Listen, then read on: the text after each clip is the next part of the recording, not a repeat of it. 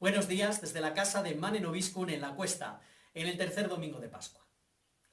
En la primera lectura de hoy, que es de los Hechos de los Apóstoles, escuchamos a Pedro predicar ardorosamente a los judíos. El núcleo del anuncio de Pedro es el corazón mismo de la fe cristiana. Jesús el Nazareno, a quien vosotros matasteis clavándolo en una cruz, ha sido resucitado por Dios, que lo ha exaltado a su derecha y ha derramado el Espíritu Santo sobre nosotros.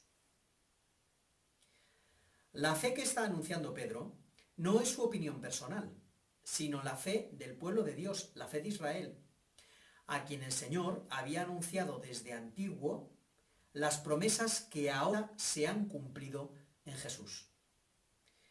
Por eso Pedro, en su predicación, no se apoya en una maravillosa elocuencia que seguramente no tenía, sino en la Escritura, citando el Salmo 15. Pedro se identifica, junto a los demás apóstoles, como testigo e interpela a quienes les están escuchando, diciéndoles que lo que él les está anunciando no es más que la misma realidad, lo que ellos están viendo y escuchando. Se trata de una estupenda predicación, pero probablemente no bastó por sí misma para que todos los que le estaban escuchando se convirtieran de repente. Un esquema parecido vemos en el Evangelio, en el relato de Emaús. Jesús sale al encuentro de dos discípulos que se van de Jerusalén. Ellos tenían su propia idea de lo que iba a hacer Jesús, y como no se había cumplido, sino que además todo aquello parecía haber fracasado estrepitosamente, se alejaban del resto de los discípulos. El Señor camina junto a ellos, pero no le reconocen. Le escuchan citar las Escrituras, pero aunque su corazón comienza a arder, no basta. Sin darse cuenta de lo que están haciendo, le invitan a quedarse junto a ellos. Y es entonces cuando, sentados a la mesa, en un gesto propio de Jesús, como bendecir, partir el pan y repartírselo, de repente le reconocen.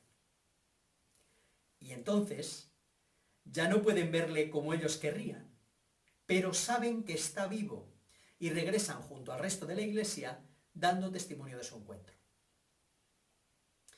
Para ser cristianos necesitamos acoger la fe de la Iglesia, la fe de los apóstoles. Necesitamos familiarizarnos con las Escrituras que contienen esa misma fe. Necesitamos escuchar el anuncio del Evangelio de boca de quien es verdaderamente testigo.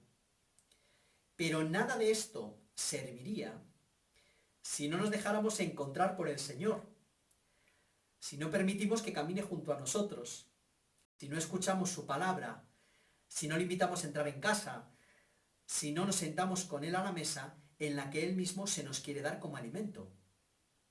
Si no estamos dispuestos a encontrarnos, no con la imagen de Cristo que tenemos cada uno de nosotros, sino con Cristo mismo. Es ese encuentro, esa experiencia personal, esa certeza de que Cristo vive, de que hemos comido con Él después de su resurrección, la que nos hace verdaderamente cristianos. Nosotros no podemos dejar de anunciar lo que vivimos, pero por mucho que fuéramos capaces de predicar estupendamente bien, no bastaría por sí solo.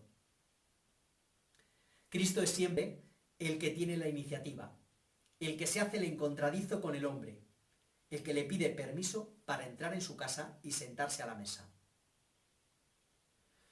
Ojalá en este tiempo que estamos viviendo nos dejemos impulsar por el Espíritu Santo que hemos recibido para dar testimonio con ardor, con el ardor de Pedro, a nuestros hermanos de nuestro encuentro con Jesucristo muerto, resucitado y exaltado a la derecha del Padre.